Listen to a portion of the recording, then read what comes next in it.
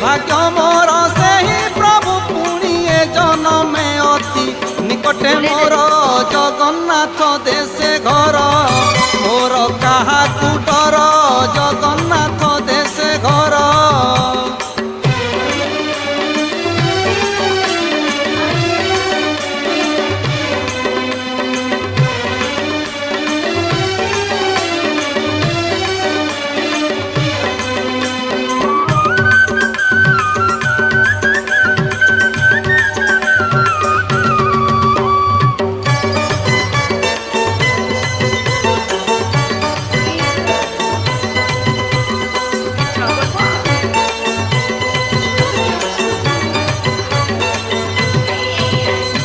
सातशो 50 कोश दूरे थाई डाक शुणी साल बेगर 750 कोश